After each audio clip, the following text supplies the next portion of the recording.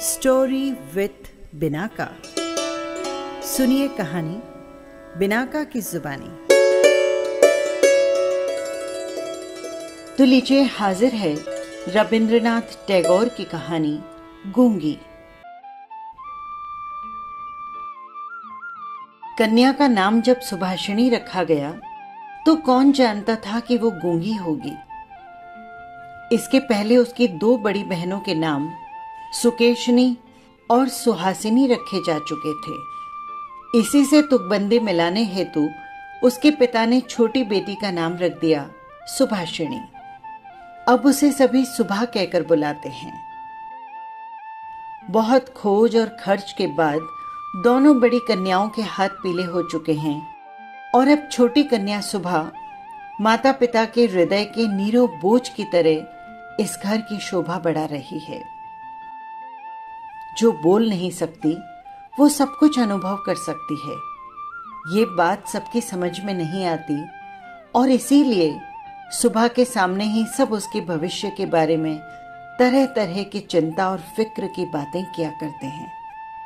किंतु स्वयं सुबह इस बात को बचपन से ही समझ चुकी है कि उसने विधाता के किसी शाप से वशीभूत होकर ही इस घर में जन्म लिया है।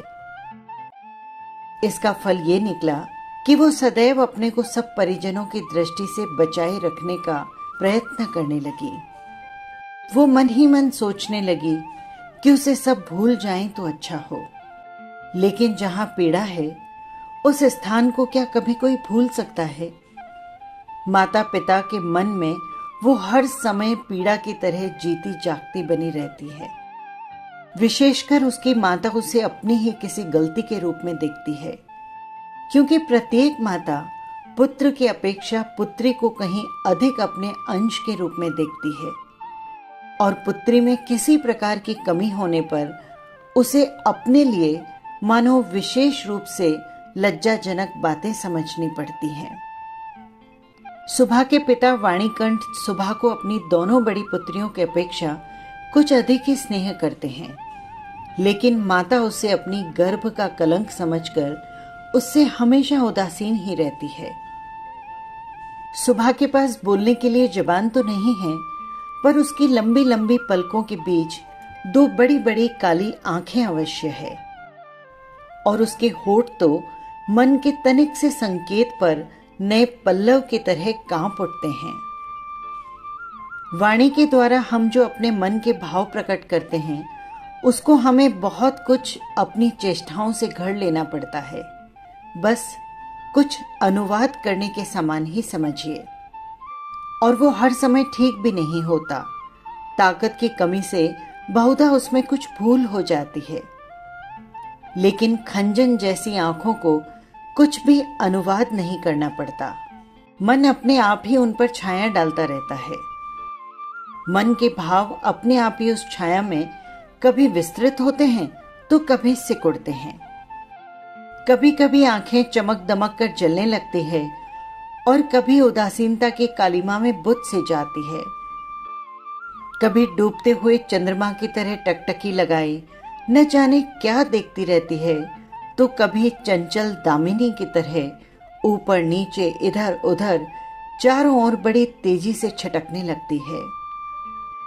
और विशेषकर मुंह के भाव के सिवा जिसके पास जन्म से ही कोई भाषा नहीं, उसकी आंखों की भाषा तो बहुत उदार और अथाह गहरी होती है, करीब करीब साफ सुथरे नील गगन के समान। उन आंखों को उदय से अस्त तक, सुबह से शाम तक और शाम से सुबह तक छवि लोक की निस्तब्ध रंगभूमि ही मानना चाहिए। जिह्वाहीन इस कन्या में विशाल प्रकृति के समान ही एक जनहीन महानता है, और यही कारण है कि साधारण लड़के लड़कियों को उसकी ओर से किसी न किसी प्रकार का भय सा बना रहता है। उसके साथ कोई खेलता नहीं। वो नीरव दोपहरिया के समान शब्दहीन और संगहीन एकांतवासिनी बनी रहती। गांव का नाम है चंडीपुर। उसके पार्श्व में बहने वाली सरिता बंगाल की एक छोटी सी सरिता है, गृहस्थ के घर की छोटी लड़की के समान। बहुत दूर तक उसका फैलाव नहीं है, उसको तनिक भी आलस्य नहीं। वो अपनी इकहरी देह लिए अपने दोनों छोरों की रक्षा करती हुई अपना काम करती जाती है। दोनों छोरों के ग्रामवासियों के साथ मानो उसका एक न एक संबंध स्थापित हो ही गया है। दोनों ओर गांव हैं और वृक्षों के छायादार ऊंचे किनारे हैं, जिसके नीचे से गांव की लक्ष्मी सरिता अपने आप को भूलकर शीघ्रता के साथ कदम बढ़ाती हुई बहुत ही प्रसन्नचित्त असंख्य शुभ कार्यों के लिए चली जा रही है। वाणीकंठ का अपना घर बिल्कुल नदी के एक छोर पर है। उसका खपच्चियों का बेड़ा, ऊंचा छप्पर गाय घर, भूस का ढेर, आम, कटहल और केलों का बगीचा हर एक नाविक की दृष्टि अपनी ओर आकर्षित करता है। ऐसे घर में आसानी से चलने वाली ऐसी सुख की गृहस्थी में उस गूंगी कन्या पर किसी की दृष्टि पड़ती है या नहीं मालूम नहीं, पर काम धंधों से ज्यों ही उसे तनिक फुर्सत मिलती त्यों ही वो झट से उस नदी के किनारे पर जा बैठती। प्रकृति अपने पार्श्व में बैठकर उसकी सारी कमी को पूर्ण कर देती। नदी की स्वरध्वनि, मनुष्यों का शोर, नाविक का समूह गान, चिड़ियों का चहचहाना, पेड़ पौधों की मरमम ध्वनि, सब मिलकर चारों ओर के गमनागमन आंदोलन और कंपन के साथ होकर मानो फूट पड़ती है। प्रकृति के ये अनोखे शब्द और अनोखे गीत, ये भी तो गूंगी की ही भाषा है। बड़ी बड़ी आंखों और उसमें भी बड़ी बड़ी पलकों वाली सुभाषिनी की जो भाषा है, उसी का मानो ये विश्वव्यापी फैलाव है, जिसमें झिंगुरों की झिनझिन ध्वनि से गूंजती हुई संगीत, क्रंदन और उच्छ्वासें भरी पड़ी है। और दोपहरिया को नाविक और मछुए खाने के लिए अपने अपने घर जाते, गृहस्थ और पक्षी आराम करते, पार उतरने वाली नौका बंद पड़ी रहती, जन समाज अपने सारे काम धंधों के बीच में रुककर सहसा भयानक निर्जन मूर्ति धारण करता, तब रुद्र महाकाल के नीचे एक गूंगी प्रकृति और एक गूंगी कन्या दोनों आमने सामने चुपचाप बैठी रहती, एक दूर तक फैली हुई धूप में और दूसरी एक छोटे से वृक्ष की छाया में। सुभाषिनी की कोई सहेली ना हो सो बात नहीं। गौ घर में 2 गायें हैं, एक का नाम है सरस्वती और दूसरे का नाम है पार्वती। ये नाम सुभाषिनी के मुंह से उन गायों ने कभी भी नहीं सुने, परंतु वे उसके पैरों की मंथर गति को भली भांति पहचानती है। सुभाषिनी का बिना बातों का एक ऐसा करुण स्वर है जिसका अर्थ वे भाषा की अपेक्षा अधिक सरलता से समझ जाती हैं। वो कभी उन पर लाड करती, कभी डांटती और कभी प्रार्थना का भाव दर्शाकर उन्हें मनाती, और इन बातों को उनकी सारो और पारो इंसान से कहीं अधिक और भली भांति समझ जाती हैं। सुभाषिनी गौ घर में घुसकर अपनी दोनों बाहों से जब सारो की गर्दन पकड़कर उसके कान के पास अपनी कनपटी रगड़ती है, तब पारो स्नेह की दृष्टि से उसकी ओर निहारती हुई उसके शरीर को चाटने लगती है। सुभाषिनी दिन भर में कम से कम 2-3 बार तो नियम से गौघर में जाया करती। इसके सिवा अनियमित आना जाना भी बना रहता। घर में जिस दिन वो कोई सख्त बात सुनती, उस दिन उसका समय अपनी इन गूंगी सखियों के पास ही बीतता। सुभाषिनी की सहनशील और विषाद शांत चितवन को देखकर वे न जाने कैसी एक अन्य अनुमान शक्ति में उसकी मर्म वेदना को समझ जाती और उसकी देह से सटकर धीरे धीरे उसकी बाहों पर सींग घिस घिस कर अपनी मौन आकुलता से उसको धैर्य बंधाने का एक प्रयत्न करती। इसके सिवा एक बकरी और एक बिल्ली का बच्चा भी था। उसके साथ सुभाषिनी की गहरी मित्रता तो नहीं थी, फिर भी वे उससे बहुत प्यार रखते और कहने के अनुसार चलते। बिल्ली का बच्चा चाहे दिन हो या रात, जब तक सुभाषिनी की गर्म गोद पर बिना किसी संकोच के अपना हक जमा लेता और सुख की नींद सोने की तैयारी करता, और सुभाषिणी जब उसकी गर्दन और पीठ पर अपनी कोमल उंगलियां फिराती, तब तो वो ऐसे आंतरिक भाव दर्शाने लगता मानो उसको नींद में खास सहायता मिल रही है। ऊंची श्रेणी के प्राणियों में सुभाषिणी को एक मित्र और मिल गया था, किंतु उसके साथ उसका ठीक कैसा संबंध था, इसकी पक्की खबर बताना मुश्किल है, क्योंकि उसके बोलने की जिह्वा है और सुबह गूंगी है, अतः दोनों की भाषा एक नहीं थी। वो था गुसाइयों का छोटा लड़का प्रताप। प्रताप बिल्कुल आलसी और निकम्मा था। उसके माता पिता ने बड़े प्रयत्न के उपरांत इस बात की आशा बिल्कुल छोड़ दी थी कि वो कोई कामकाज करके घर गृहस्थी में कुछ सहायता करेगा। निकम्मों के लिए एक बड़ा सुविधा ये है कि परिजन उन पर बेशक नाराज रहें, पर बाहरी जनों के लिए वे प्राय स्नेह पात्र होते हैं। कारण किसी विशेष काम में न फंसे रहने से वे सरकारी मिल्कियत से बन जाते हैं। नगरों में जैसे घर के पार्श्व में या कुछ दूर पर एकाध सरकारी बगीचे का रहना आवश्यक है, वैसे ही गांव में दो चार निठल्ले सरकारी इंसानों का रहना भी आवश्यक है। काम धंधों में, हास परिहास में और जहां कहीं भी एकाध की कमी देखी, वहीं वे चट से हाथ के पास ही मिल जाते हैं। प्रताप की विशेष रुचि एक ही है, और वो है मछली पकड़ना। इससे उसका बहुत कुछ समय आसानी से कट जाता है। तीसरे पहर सरिता के तीर पर बहुधा वो इस काम में तल्लीन दिखाई देता, और इसी बहाने सुभाषिणी से उसकी भेंट हुआ करती थी। चाहे किसी भी काम में हो, पार्श्व में एक हमजोली मिलने मात्र से ही प्रताप का हृदय खुशी से नाच उठता। मछली के शिकार में मौन साथे ही सबसे श्रेयस्कर माना जाता है, और प्रताप सुभाषिणी की खूबी को जानता है और उसकी कद्र भी करता है।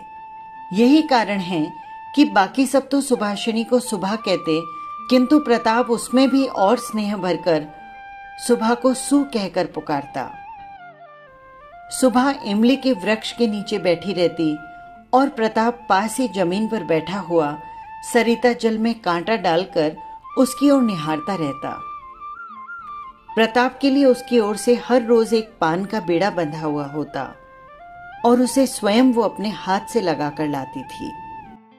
और शायद बहुत देर तक बैठे बैठे देखते देखते उसकी इच्छा होती कि प्रताप की कोई विशेष सहायता करे, उसके किसी काम में उसे सहारा दे।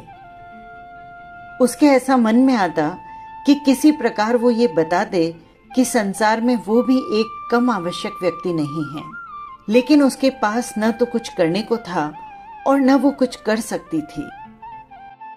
तब वो मन ही मन भगवान से ऐसी अलौकिक शक्ति के लिए विनती करती कि जिससे वो जादू मंत्र से चट से ऐसा कोई चमत्कार दिखा सके जिसे देखकर प्रताप दंग रह जाए और कहने लगे, अच्छा, सू में ये करामात है, मुझे तो पता ही नहीं था। जैसे मान लो सुभाषिणी यदि जल परी होती और धीरे धीरे जल से निकलकर सर्प के माथे की मणि घाट पर रख देती, और प्रताप अपने उस छोटे से धंधे को छोड़कर मणि को पाकर जल में डुबकी लगाता और पाताल में पहुंचकर देखता कि रजत प्रसाद की स्वर्ण जड़ित शैया पर कौन बैठी है, और आश्चर्य से मुंह खोलकर कहता, अरे, ये तो अपनी वाणीकंठ के घर की वही छोटी कन्या है, सू, मेरी सू आज मणियों से जटित, गंभीर, निस्तब्ध पातालपुरी की एकमात्र जल परी बनी बैठी है। तो क्या ये बात तो संभव हो ही नहीं सकती। क्या ये नितांत असंभव ही है? वास्तव में कुछ भी असंभव नहीं, लेकिन फिर भी सुप्रजा शून्य पातालपुरी के राजघराने में जन्म न लेकर वाणीकंठ के घर में पैदा हुई है, और इसीलिए आज गुसाइयों के घर के लड़के प्रताप को किसी भी प्रकार के आश्चर्य से अचंभित नहीं कर सकती। सुभाषिणी की उम्र दिन प्रतिदिन बढ़ती ही जा रही है।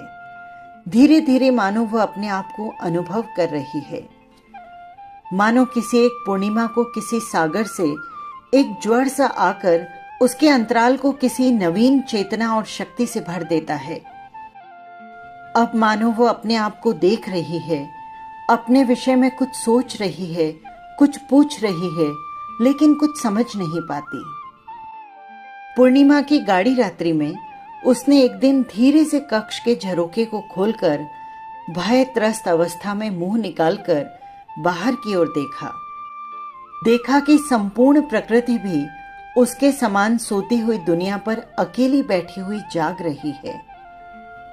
वो भी यौवन के उन्माद से, आनंद से, विषाद से, असीम नीरवता की अंतिम परिधि तक, यहां तक कि उसे भी पार करके चुपचाप स्थिति में बैठी है। एक शब्द भी उसके मुंह से नहीं निकल रहा, मानो इस स्थिर निस्तब्ध प्रकृति के एक छोर पर उससे भी स्थिर और उससे भी निस्तब्ध एक भोली सी लड़की खड़ी हो। इधर सुभा के विवाह की चिंता को लेकर माता पिता बहुत बेचैन हैं। गांव के लोग भी यत्र तत्र निंदा कर रहे हैं। यहां तक कि जाति विच्छेद कर देने की भी अफवाह उड़ रही है। वाणीकंठ की आर्थिक दशा वैसे अच्छी है, खाते पीते आराम से हैं और इसी कारण इनके शत्रुओं की भी गिनती नहीं है। स्त्री पुरुषों में इस बात पर बहुत कुछ सलाह मशवरा हुआ। कुछ दिन के लिए वाणीकंठ गांव के बाहर परदेश चले गए। अंत में एक दिन घर लौटकर पत्नी से बोले, चलो कलकत्ते चले चलें। कलकत्ता गमन की तैयारियां पूरे जोर शोर से होने लगी। कोहरे से ढके हुए सवेरे के समान सुबह का सारा अंतकरण अश्रुओं की भाप से ऊपर तक भर आया। भावी आशंका से भयभीत होकर वो कुछ दिनों में मूक पशुओं की तरह लगातार अपने माता पिता के साथ रहती और अपने बड़े बड़े नेत्रों से उनके मुख की ओर देखकर मानो कुछ समझने का प्रयत्न करती, पर वे उसे कोई भी बात समझाकर बताते ही नहीं थे। इसी बीच में एक दिन तीसरे पहर तट के समीप मछली का शिकार करते हुए प्रताप ने हंसते हंसते पूछा, क्यों रे सू, मैंने तो सुना है कि तेरे लिए वर मिल गया है और तू विवाह करने के लिए कलकत्ते जा रही है। देख कहीं हम लोगों को भूल मत जाना। इतना कहकर वो जल की ओर निहारने लगा। तीर से घायल हिरनी जैसे शिकारी की ओर ताकती है और आंखों ही आंखों में वेदना प्रकट करती हुई कहती है, मैंने तुम्हारा क्या बिगाड़ा था। ठीक वैसे ही सुबह ने लगभग प्रताप की ओर देखा और उस दिन वो वृक्ष के नीचे नहीं बैठी। वाणीकंठ जब बिस्तर से उठकर धूम्रपान कर रहे थे, सुबह उनके चरणों के पास बैठकर उनके मुख की ओर देखती हुई रोने लगी। अंत में बेटी को ढांढस और सांत्वना देते हुए पिता के सूखे हुए कपोलों पर अश्रु की 2 बूंदें ढलक पड़ी। कल कलकत्ता जाने का शुभ मुहूर्त है। सुबह ग्वाल घर में अपनी चिर संगिनियों से विदा लेने गई। उन्हें अपने हाथों से खिलाकर, गले में बाहें डालकर वो अपनी आंखों से खूब जी भरकर उनसे बातें करने लगी। उसके दोनों नेत्र अश्रुओं के बांध को न रोक सके। उस दिन शुक्ला द्वादशी की रात थी। शुभा अपनी कोठरी से निकलकर उसी जाने पहचाने सरिता तट के कच्चे घाट पर घास के ऊपर औंधी लेट गई। मानो वो अपनी और गूंगी जाति की पृथ्वी माता से दोनों बाहों को लिपटा कर कहना चाहती है, तू मुझे कहीं के लिए विदा मत कर मां। मेरे ही सामान तू मुझे अपनी बाहों से पकड़े रख, कहीं विदा मत कर। कलकत्ते के एक किराए के मकान में एक दिन सुबह की माता ने उसे वस्त्रों से खूब सजा दिया, कसकर उसका जूड़ा बांध दिया, उसमें जरी का फीता लपेट दिया, आभूषणों से लादकर उसके स्वाभाविक सौंदर्य को भरकस मिटा दिया। सुबह के नेत्र आंसुओं से गीले थे। नेत्र कहीं सूख न जाए, इस भय से माता ने उसे बहुत समझाया बुझाया और अंत में फटकारा भी, पर अश्रुओं ने फटकार की कोई परवाह नहीं की। उस दिन कई मित्रों के साथ वो कन्या को देखने के लिए आया। कन्या के माता पिता चिंतित, शंकित और भयभीत हो उठे। मानो देवता स्वयं अपनी बलि के लिए पशु को देखने आया हो। अंदर से बहुत डांट फटकार बताकर कन्या के अश्रुओं की धारा को और भी तीव्र रूप देकर उसे निरीक्षकों के सम्मुख भेज दिया गया। निरीक्षकों ने बहुत देर तक देखभाल के उपरांत कहा, ऐसी कोई बुरी भी नहीं है। विशेषकर कन्या के अश्रुओं को देखकर वे समझ गए कि इसके हृदय में कुछ दर्द भी है। और फिर हिसाब लगाकर देखा कि जो हृदय आज माता पिता के विछोह की बात सोचकर इस प्रकार द्रवित हो रहा है, अंत में कल उन्हीं के काम वो आएगा। सीप के मोती के समान कन्या के आंसुओं की बूंदें उसका मूल्य बढ़ाने लगी। उसकी ओर से और किसी को कुछ कहना ही नहीं पड़ा। पात्र को देखकर खूब अच्छे मुहूर्त में सुबह का विवाह संस्कार हो गया। गूंगी कन्या को दूसरों के हाथों सौंपकर माता पिता अपने घर लौट आए और तब कहीं जाकर उनकी जाति और परलोक की रक्षा हो सकी। सुबह का पति पंचाग की ओर नौकरी करता है। विवाह के उपरांत शीघ्र ही वो पत्नी को लेकर नौकरी पर चला गया। एक सप्ताह के अंदर ससुराल के सब लोग समझ गए कि बहू गूंगी है, पर इतना किसी ने न समझा कि इसमें उसका अपना कोई दोष नहीं। उसने किसी के साथ विश्वासघात नहीं किया है। उसके नेत्रों ने सभी से ये बातें कह दी थी, किंतु कोई उसे समझ ही नहीं सका था। अब वो चारों ओर निहारती रहती है, उसे अपने मन की बात कहने की भाषा नहीं मिलती। जो गूंगे की भाषा समझ सकते थे, उसके जन्म से परिचित थे, वे चेहरे उसे यहां दिखाई नहीं देते। कन्या के गहरे शांत अंतःकरण में असीम अव्यक्त क्रंदन ध्वनि तो उठा और सृष्टिकर्ता के सिवा कोई उसे सुन ही नहीं सका। अब की बार उसका पति अपनी आंखों और कानों से ठीक प्रकार परीक्षा लेकर एक बोलने वाली कन्या को ब्याह कर ले आया था।